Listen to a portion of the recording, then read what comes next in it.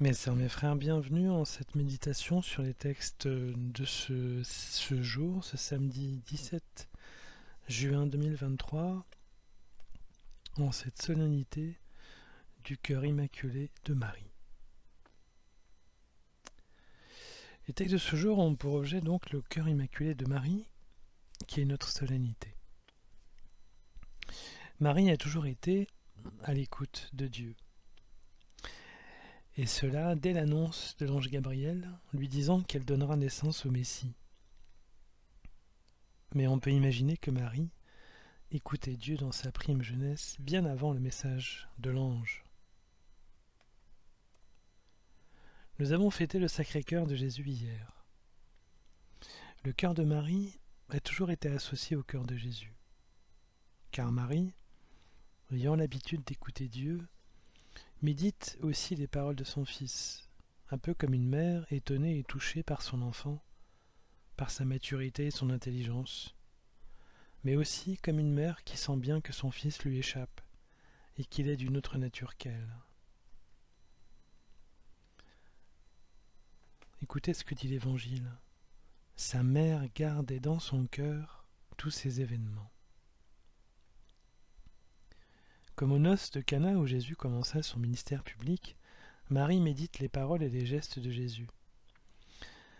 Elle vibre à l'unisson de son Fils et intuitionne parfois la portée de certains événements. Marie sait qu'elle a devant elle le Messie. L'ange Gabriel le lui a dit.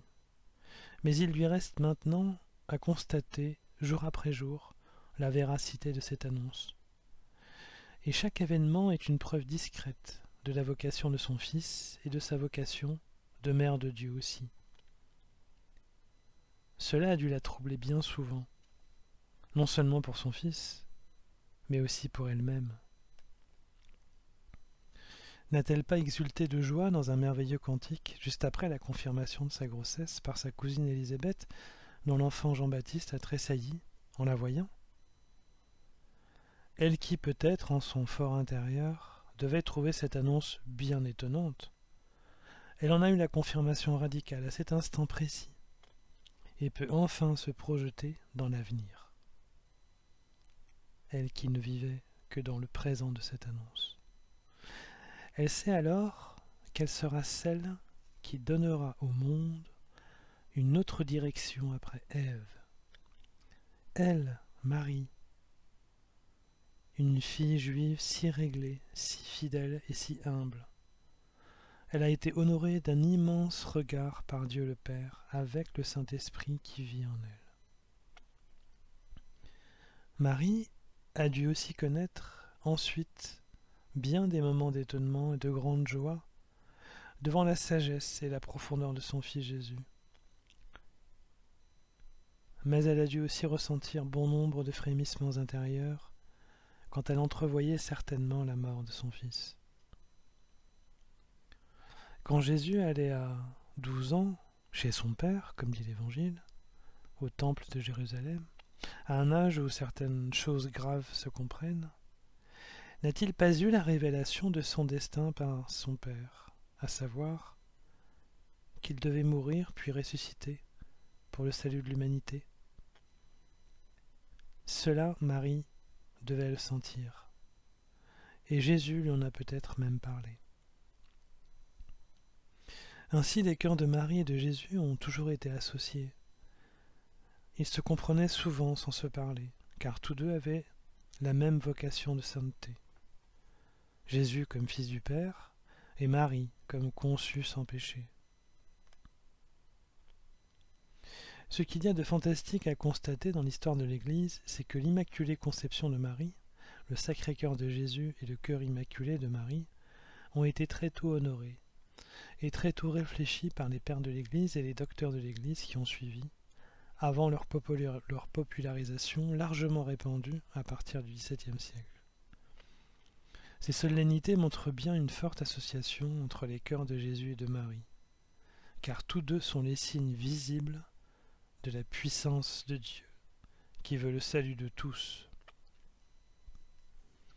Le prophète Isaïe l'avait perçu, avec les yeux du cœur, sans le voir réellement, en rendant à la fois au masculin et au féminin la proclamation de l'envoyé, Messie futur de Dieu, lorsqu'il dit « Je tressaille de joie dans le Seigneur, mon âme exulte en mon Dieu, car il m'a vêtue, au féminin, des vêtements du salut, il m'a couverte du manteau de la justice, comme le jeune marié orné du diadème, la jeune mariée que par ses joyaux. »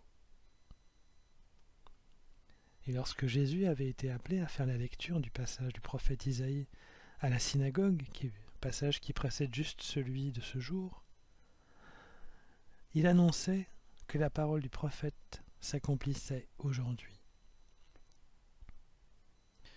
Nous avons la chance aujourd'hui de voir cette prophétie s'accomplir, nous aussi, ce dont avait rêvé le prophète Isaïe, et je vous renvoie en cela à l'évangile de Matthieu, chapitre 13, versets 16 à 17. C'est dire notre responsabilité de voir cette prophétie s'accomplir. Quand je m'interroge sur une situation, je me demande souvent ce qu'aurait fait Jésus à ma place.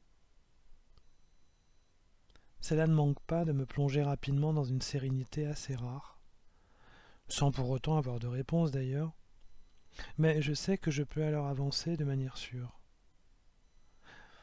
Et quand j'ai une réponse un peu plus claire, alors je garde le silence. Et je sens un contentement intérieur fait de surprise et de douceur. Et je me dis alors que c'est peut-être cette sensation que devait recevoir Marie, sauf qu'elle le recevait à chaque instant. Marie est pour moi un modèle de douceur et d'intelligence. Et je vous avoue que je pleure toujours en lisant son chant. En Luc, au chapitre 1, versets 46 à 55, ce chant qu'elle reprend presque mot pour mot du psaume de ce jour. Lorsque ce psaume dit « Mon cœur exulte à cause du Seigneur, mon front s'est relevé grâce à mon Dieu. Face à mes ennemis s'ouvre ma bouche. Oui, je me réjouis de ton salut. Le Seigneur fait mourir et vivre, il fait descendre à l'abîme et en ramène. Le Seigneur rend pauvre et riche, il abaisse et il élève. » Par modestie, Marie avait toujours eu l'impression d'être une fille comme une autre en Israël, derrière les hommes et les rabbins.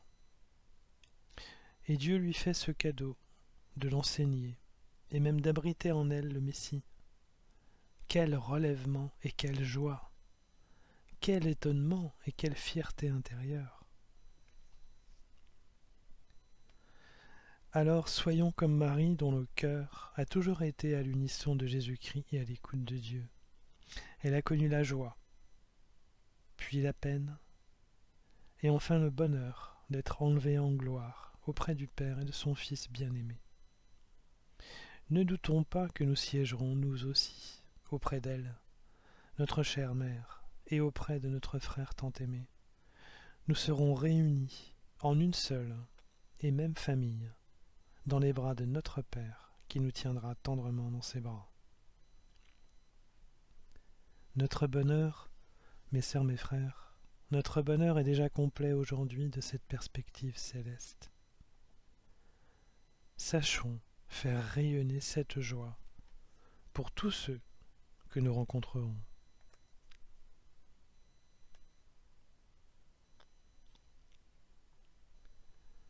Mes sœurs, mes frères, après cet instant de méditation sur le cœur immaculé de Marie, je nous invite à la prière.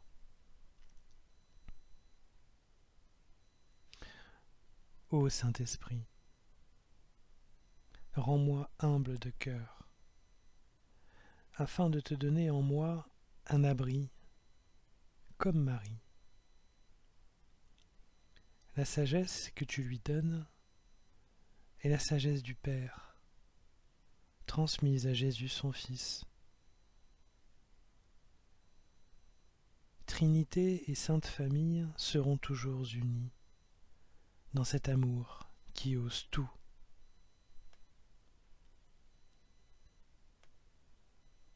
Béni sois-tu de m'avoir donné la compréhension d'avoir un Père protecteur, un si doux frère comme Jésus et une si bonne mère comme Marie. Quelle joie de vivre cela aujourd'hui! Quelle joie d'espérer cela pour demain! Quelle joie de se savoir aimé et habité depuis toujours! Amen.